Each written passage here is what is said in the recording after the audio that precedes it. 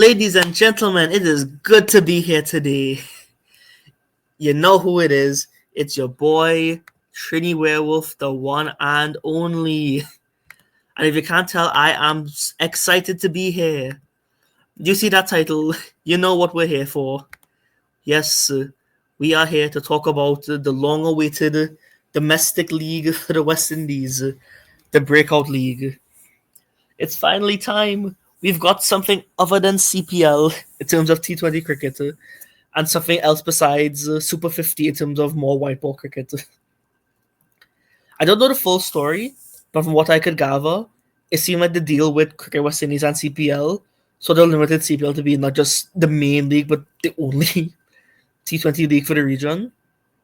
Because you got Cool and Smooth, which is probably one of the more established domestic leagues. But then you've got all these random T10 leagues just popping up all over the place. Like I saw the other day, Spiceman had made like a 30 ball 100, and it's just like horrendous quality. But that's what we're here to talk about. We're here to talk about something that could be good, something that could help the region, rather should help the region. So let's just jump right into it. So we have got the West Indies Breakout League. Now, this competition is going to take place between April 25th to May 10th. All 17 matches will be played in the Brian Lara Cricket Academy, which I can see from my window, which means that I will try. I will try my best to go to at least one game. Yep. Work has not been kind to me the last few weeks. To put it into perspective, if work finishes at 4:30 p.m., there are times where I will be typing away at my desk well after 6. That's just how it is sometimes. Putting in that grind, but at what cost? Yep. But yeah, jumping back into this league. Okay, so 17 matches, 25th of April to May 10th, featuring 6 teams. We've got Flying Fish Force, led by Naeem Young. We've got Kemal Savory captaining the Egg Ballers. Ramal Lewis will captain Rasa Manchester United. For the Leeward Bananas, you've got Karima Gore. For Trinbago Uncles, you've got Josh De Silva. And captaining the Windward Coconuts, you've got Alec Afanese. And I am surprised I did not laugh at all while saying that. Yes, folks, you come here for the humor, not for the professionalism. Yep. Okay, this is a very, very crucial point. Oh, whoops. Yeah. You see this? Oh, move. Forget it. There. You have to be under 30 at the start of this event, which is something we assumed. When it was advertised as a youth for a domestic league, we assumed it'd have to be either restricting it to non-international players or having played only a few. So there's a differentiator from CPL or Super 50. More so CPL in this case, but yeah. They have to be under 30, but you also have to have limited professional experience, meaning you have to have played fewer than 10 T20Is and fewer than 40 List A T20 matches. Now, the fewer than 10 T20Is ruled out Matthew Ford, because I believe he would have played just over 10. He might have played literally 11, maybe 12.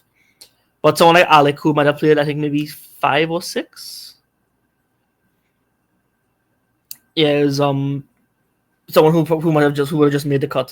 So that's good at least.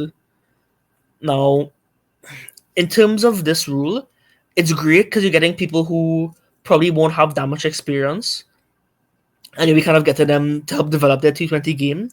Because when you look at CPL and West Indies, they go hand in hand in that they are lacking in new talent.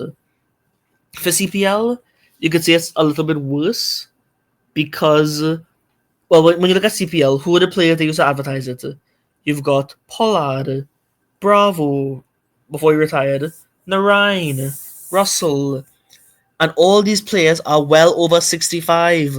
I mean, when they retire properly in like 2 or 3 years, apart from Puran, there's not much else you could use to market CPL, because right now they're just all retired West Indies players, and then like 1 or 2 known overseas players, and then the rest either you never heard of them or they're all retired as well.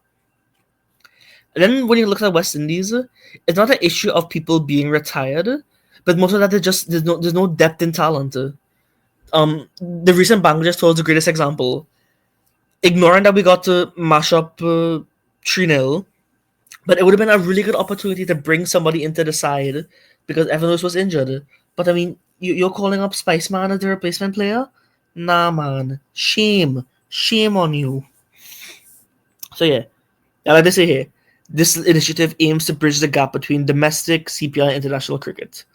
When it comes to domestic cricket, you're just getting mashed up by spin. CPL, you're getting mashed up by spin and retired players. International cricket, a whole next level that we clearly can't prepare people for. So hopefully this will be that good step. Now, when it comes to having little experience, the counter argument to helping people develop their T20 game is that you'll see a lot of people who might not be familiar with playing T20s. So the quality of cricket may not be as good to watch per se, but it'll at least be something where people say, oh, this is where people are lacking because their only exposure might just be T10 or 50 over cricket. So they'd at least start to say that, oh, this is where I'm lacking in my game. I'm going to use this to develop it. So there's that. That's one of the big takeaways I hope from this tournament. Now, another interesting thing about this was, with it being a league, you would have to draft players or probably pick some before it. Sorry. But what I like interesting is that the way they phrase it in terms of protected players. So, as per tournament regulations, each team can protect 7 cricketers, max of 3 between 27 and 29, and the remaining will have to be selected in the draft, but they have to be 26 or younger. So that's really good. It helps with getting people who, in this case, people who can be experienced, but then people who are developing their game. But this last one here, this one I really, really like. Recognizing the importance of the T20 game, CWI has mandated that one of the protected 7 players must be a leg spinner. It's an issue with, not really an issue per se, but it could be a risk in our T20 side where we just have so much off spinners that yes, they all offer different styles, you could say, where some are more attacking, some are more defensive, but there will be that instance of if the matchup is there, we could get meta, could be only serving up off spin. So it would be good to see a leg spinner come up. We've seen them before there, so I'm curious to see if anyone could translate their skills to white ball.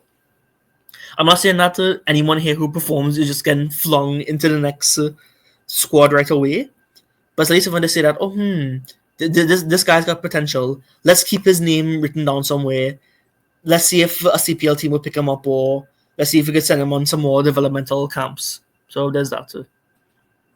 Yeah, I feel like it'd be good to see. Okay, instead of going through the protected players, I feel like it may be better just go through the teams that we have, just we can look at all the players. What I want to do is break it down in such a way that we can kind of see who we expect to perform, and then the names that we expect who will perform, and then I'll probably pick maybe like 1 or 2 names that that I might have never heard of, and that we would like to see in this league.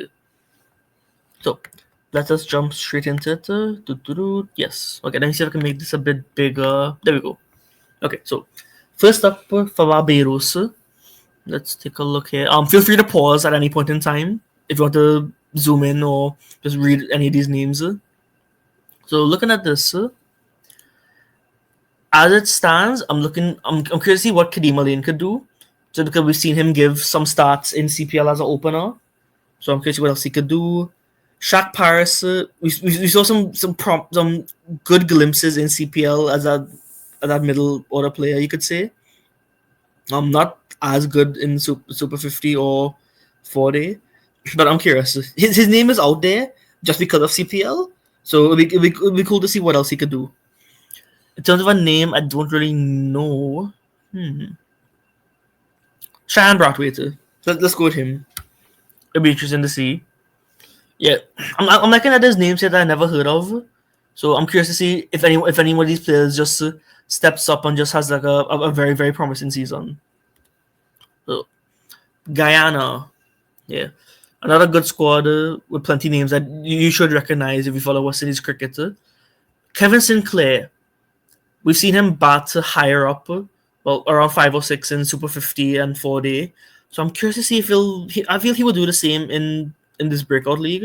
So I'm curious to see what he could do there in terms of the white ball skills. I also really like what I've seen from Ronaldo Ali Mohammed in Super 50 and for 4-day. So I'm curious if we could translate most of the Super 50 skills into the shorter format. So there's that. In terms of an unknown name, it's a total between either Zainul Ramsamy or Adrian Sukwa. Yeah, I never heard of these people before in my life, but it'll be interesting to see if one of them steps up and does pretty well. That's all we could hope for. We can only hope these people do well. It's all good for West Indies cricket. Okay, Jamaica. Okay, Kirk is probably the main one I hope to see good stuff from, because after that England tour, stocks in Kirk McKenzie have just nosedived. Yeah, it's not been looking good. But after that developmental tour, it showed that West Indies cricket still had an interest in him. So because of that, I'm hoping to see him have a very good tournament. Apart from him, I've heard a lot of good things about Tamari Redwood. I've seen some good stuff in 4-day. So I'm hoping to see what he has to offer as well. In terms of an unknown name, I never heard the captain, Ramal Lewis, so I'm curious to see what he has. Okay, now, for Leeward Islands, it's also worth noting that Jeremiah Louis was supposed to be here, but he was ruled out with injury. So Kenneth Pennyfeather is taking over for him.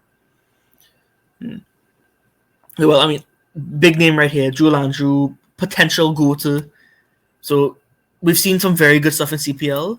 I was a bit concerned that after 5 games, he was just gone.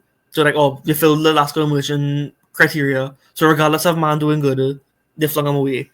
Either that or he had real homework to catch up on. So there's that. Besides him, Stockton Louis have also been on the decline. So I might be more inclined to go with Kofi James. He also seems like another promising opener. So there's that. Nathan Edwards is also a very, very interesting one as well.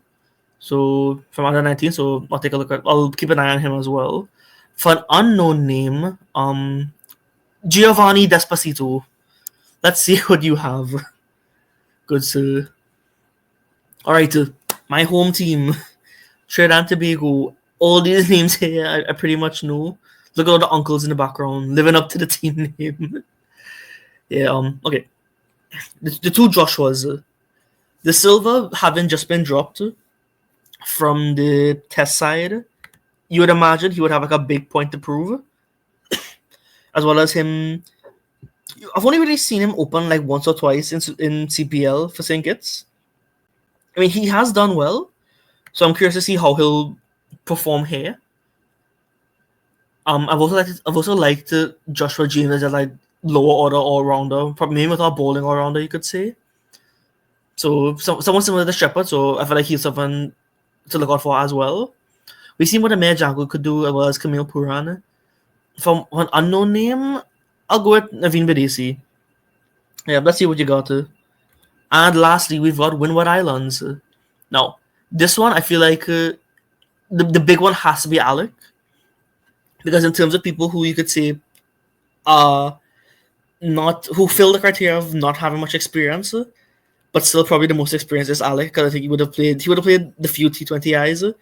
He's on the same level as Josh in terms of being an experienced West Indies player, but for T20s, Alec would have that edge. He hasn't done as well to like really fight for that option at the opener on the side. He was just there for a few series. So if anyone I'm expecting to be one of the top run scorers, I'm hoping it's Alec. Shadrach Descartes also someone who's got potential. He's here and there. It's just the consistency. I mean, it's really, really been lacking. So let's see if we could put together something good here. For an unknown name, so Teddy Bishop also someone else to look out for. After he was traumatized in that Australia tour, originally see how he could come back here and like perform somewhere within his level or his group. Yeah, for an unknown name, Gaston. Oh, Gaston. I think I've actually heard that name. Someone might have mentioned Gaston. As in, like, I think it might have been like one 4-day game. It sounds familiar now that I think about it. Oh well, yeah. That's really it for the teams. As far as I can tell, there seems like we are a good mix of people who of all the teams have players that you should recognize if you follow West Indies cricket. So I can only hope that one, with it being a domestic league, that the people who play for West Indies or are prominent in CPL and Super 50 should be dominating. Because we didn't see that for 4-day as much as we should have. So I'm hoping to see that here. And in terms of an unknown name, rather from the unknown names, I'm hoping for at least a few of them to step up. In terms of roles that you could see as being depth for the West Indies, well, look, I should be looking at someone else taking claim as an opener, someone who could help in the middle overs, because apart from Puran, we have no one else who could really dominate spin. Well, there's also Shea Hope, but apart from them, it won't help if we maximize the power play, and then when spin comes on, we just fart it up for the crease. So there's that. I would also like to see another good all-rounder. I'm inclined also to say pace, just so we could have a proper replacement for Russell, but also another good backup for Shepard. A spin all-rounder, maybe. We have Moti and Akil who proved they could bat, and then there's Chase. So let's go with the proper leg spinner as someone who could come up, and then. I was tempted to say that we could look at other keeper options, but apart from, well, we have the two big ones in Puran and Hope. So in terms of a potential backup for one of those two, it would be interesting to see if we have there's another keeper coming up, most of the T20 side. But yeah, that's really it for me. League will be starting pretty soon. What I hope to do is I'll see if I can give updates on specific games that really stood out to me, or just should stand out in terms of someone just giving like a really good performance. Or the better option for me might just be to analyze the first 5 matches. So it should be 5, 5, 5, and then like maybe the last 2 I might just do the first 5, 5, and then the last 7 before we go into playoffs. Playoffs are the 2 matches I'm hoping to go to because it was May 9th and May 10th. So Friday evening and Saturday evening. Perfect. So yeah, I feel like that's it for me here. Depending on how the matches go, I might either stick the review of the first few matches to the end of this video or to make its own separate video. So I will either see you all soon or let's just jump right into it. Many per innings later.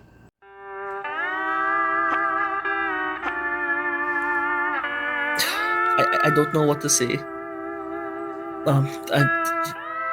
Marsh, help me. What do you have to say about this? Oh, Bumbleclot.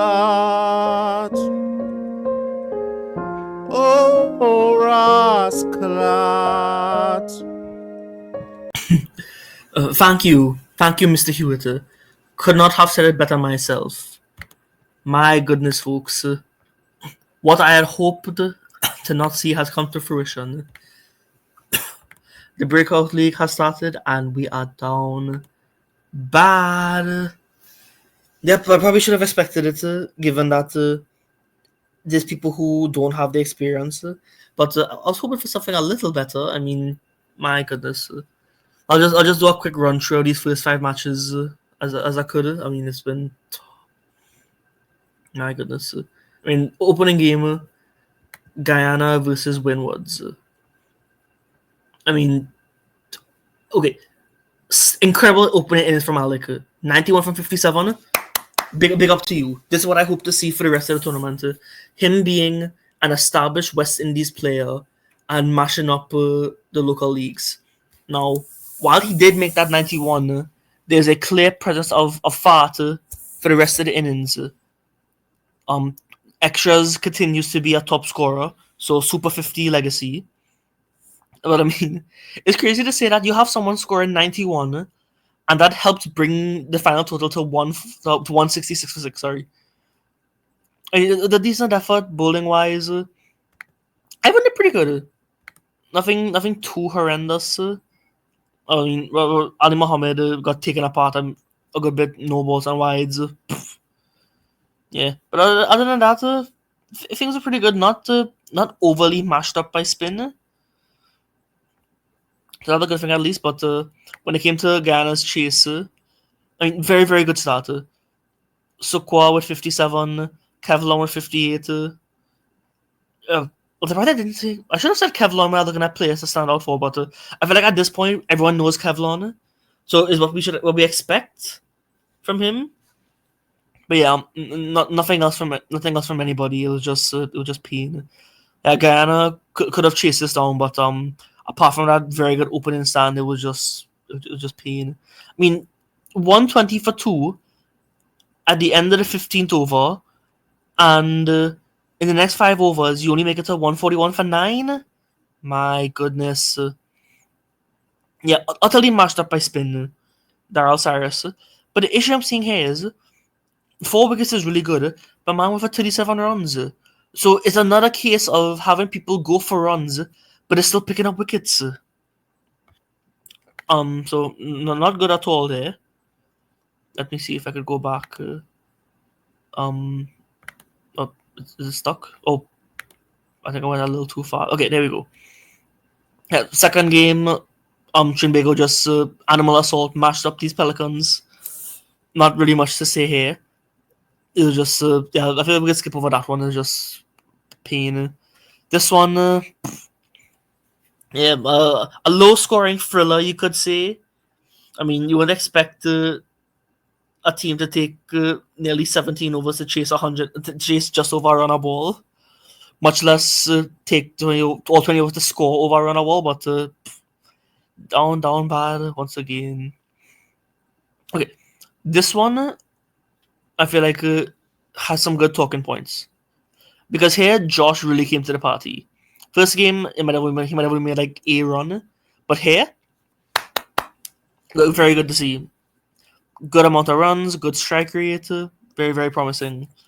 Not much else anywhere else, but good to see Jid Gooley, 49 from 30. Him and Joshua James seem to have like very good potential as like some finishers in this case. Well, in the case of Joshua James, he could offer something with the ball. So there's that. Bowling wise for Guyana, Blades is doing good. He I feel like at this level he's more suited here for now.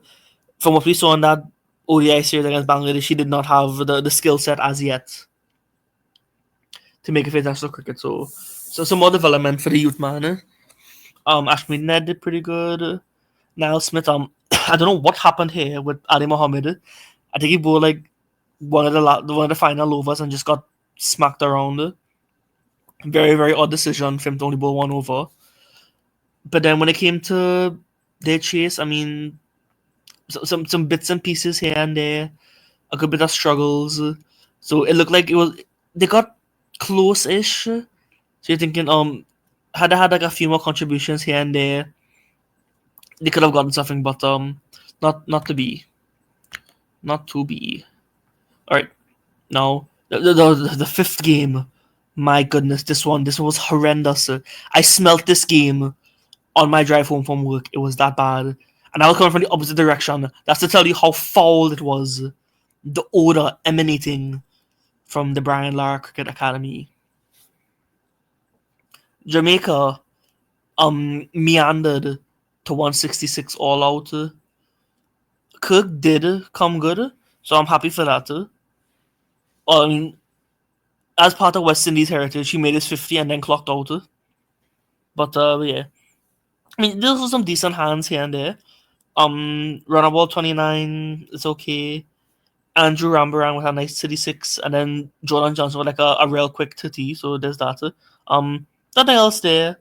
Only 2 extras is fine. Bowling wise, it was looking a bit better. Jediah Blades doing really good again, so that's nice.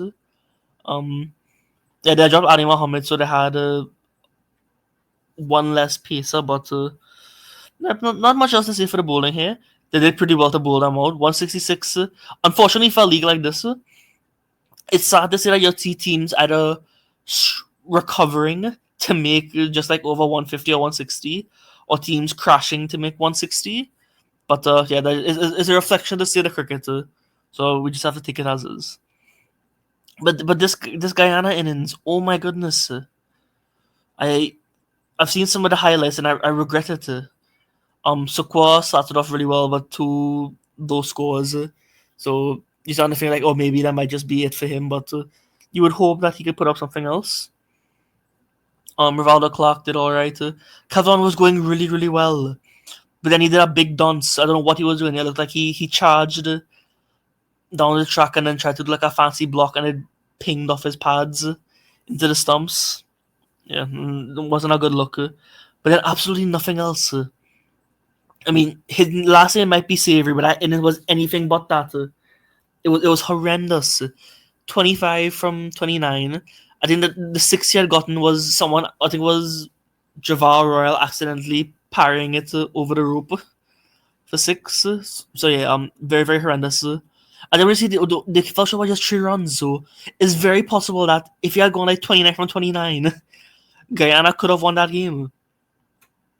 Or even Zaino or Ramsamy.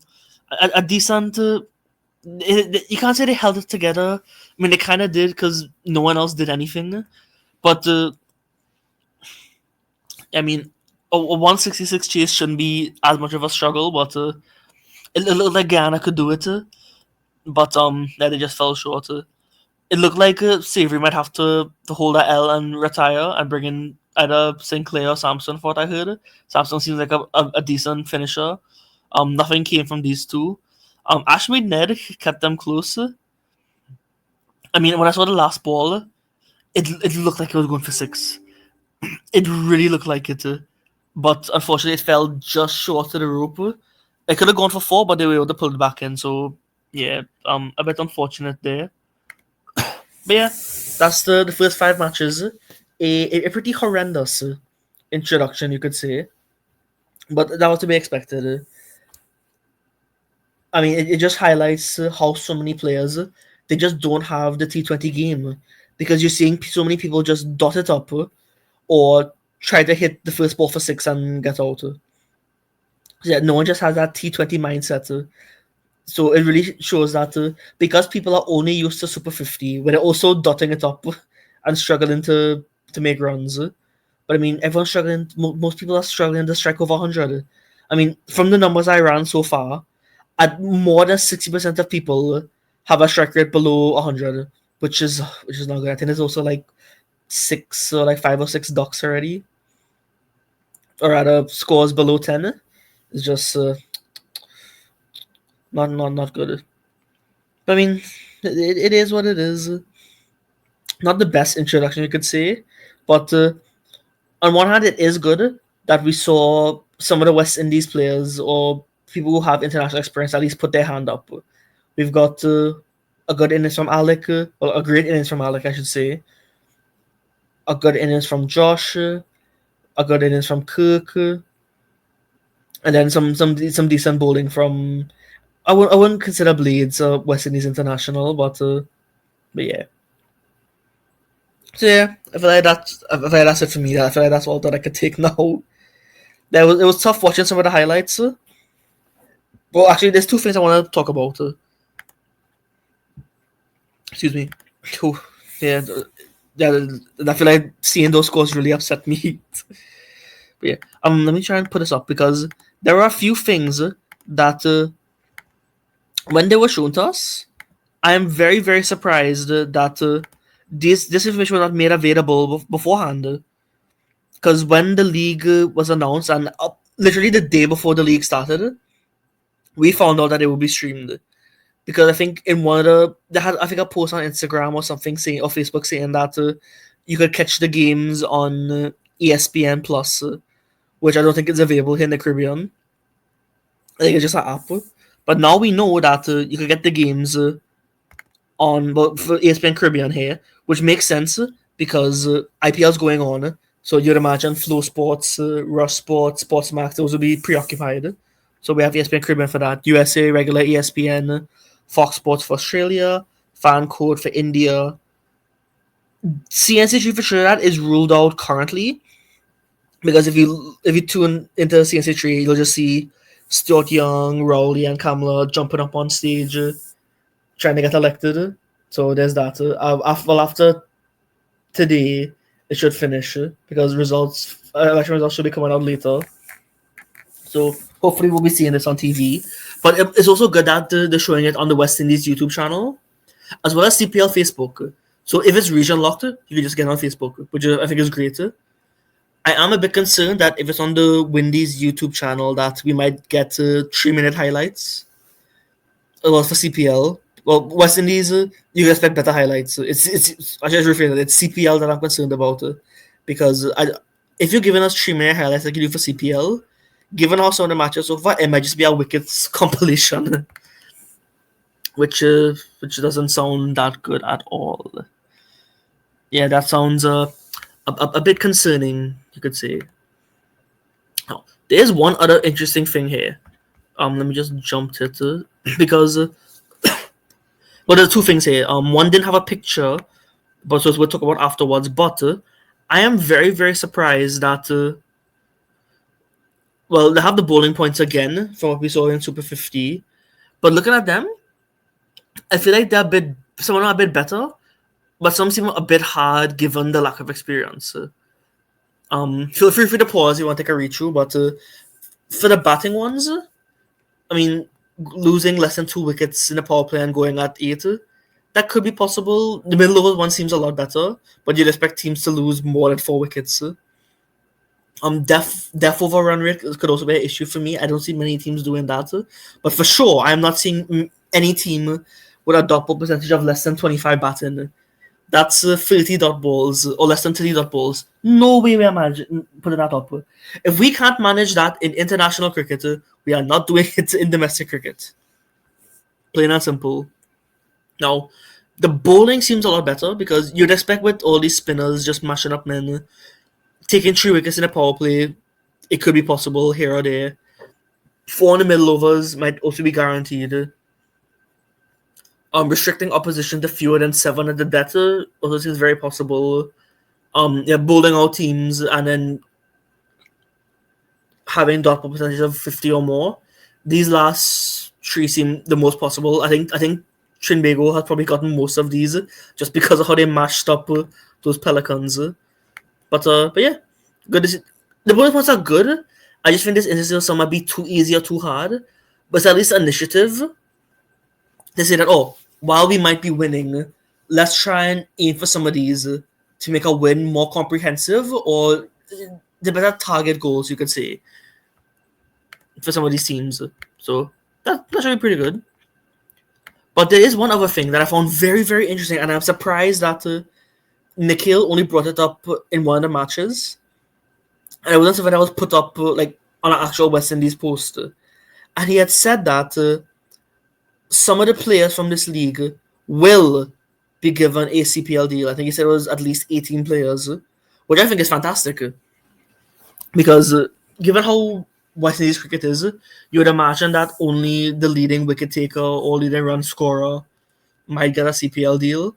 And that doesn't say that they'll play. Given CPL, you'd imagine they might still only be given 1 over, bat at 8, and field from mid-on to mid-wicket. But if you see a bunch of players getting deals, that'll be perfect because then you at least put them in an environment where they could develop amongst international players, overseas players, which again is fantastic. I think Nikhil also mentioned that. I can't remember what was it he had said. There was something else he had mentioned, but I can't remember what it was. It literally just slipped my mind. Oh well. What was it? Yeah, I really can't remember. I don't know for the life of me what just happened. I had a massive brain fade. Oh well. I guess the other thing to consider is if this would replace the Lasco emerging player. So there's that at least. It could still exist for people. Well, no. Seeing as we have people under 19 or people who don't have any experience, I feel like that could replace the Lasco emerging player so you could have people just come into the squad. I remember it. I think he said that teams might be obliged to play one player from the Breakout League in their playing 11 in every game. So I think in that instance it'll be separate from the last emerging player. So yeah, I feel like in this case it's all really good in name of development. So you could have your big West Indies players, you could have your overseas players, but instead of having a Alaska emerging player who you can only play for 5 games, you should have to play at least one. You should play at least one person from the Breakout League. It doesn't have to be from the same nation. Like there won't be a rule that someone from TKR has to pick someone from the Trinidad team. But yeah, it'll be great to see just that level of development and that while you might not get much in terms of the squads as it is, just being around established players could really help. So yeah, a down bad introduction to the Breakout League, but yeah, it just is what it is. We can only hope it'll get better, because yeah, people will be saying, "Oh, this is where I'm lacking in the game. How do I improve across the 17 matches?" So yeah, that's all we could hope for. As it stands, good that the West Indies players are performing, and we can only hope for more of that from them, or at least one other person stepping up with a bat or ball. Bat, I'm probably more inclined to say, given as it is, just that we've seen so many low scores or collapses. And in terms of the spinners, they've been quieter. They haven't been getting as many wickets as I would have thought, but they're bowling pretty well. So there's that.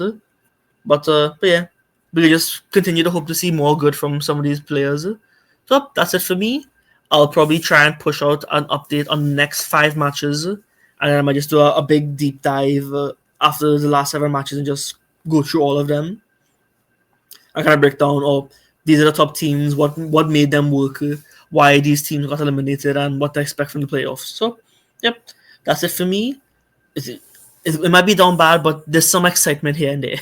I mean, that 3-run loss, I mean, yes, it was down bad, but some parts of it were exciting because it honestly looked like Guyana were going to hit a 6 off the last ball to win.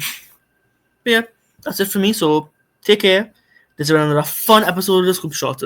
I'm really enjoying making these videos, apart from just the live streams, which I need to get back to. I've just been really unavailable on Saturdays and Sundays.